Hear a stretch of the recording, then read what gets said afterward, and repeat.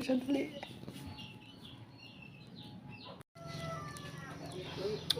Magluto tayo ng labong. Ayan, may okra na yan. Ginata, pangalawang gata. Yung isda natin pinirito para di madurog. Ayan, tama na yan. Bawang sa sibuyas. Hiniwa lang natin ng maliliit. Asin, wag din natin ubusin at baka umalat. Ayan.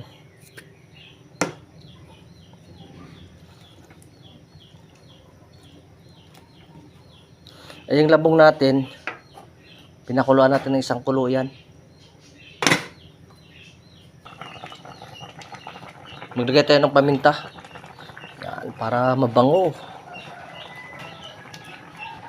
Diba? Itong labong na to, hindi na namin to binili. Dito lang sa tanim ng tiyahin ko yan. Okra lang at saka isda ang binili namin. 4 cubes. Dito tayo ng asukal, isang kutsara. Lagyan natin ng sili para sumarap sa may kagat-kagat. Alisin natin yung ating isda na preto para hindi madurog. At maglalagay tayo ng mga dahon-dahon.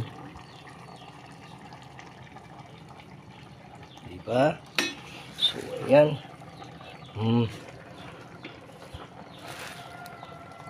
Yan, magluto dito sa probinsya, ganyan maraming gulay.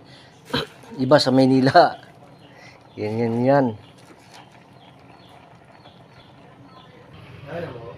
Yan yung ating gulay. Ayan. Ating kakanggata, ilagay na natin yan para sumarap lalo. Yan. Tatakpan muna natin yan para kumulo siya. Lumapot yung kanyang gata. Ayan na yung ating labong. Napakasarap na yan.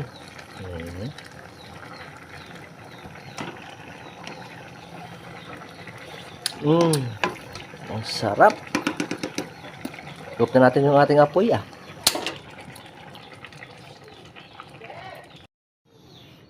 Yan ang sarap yan. Mamaya natin ilipat yan sa ating serving plate.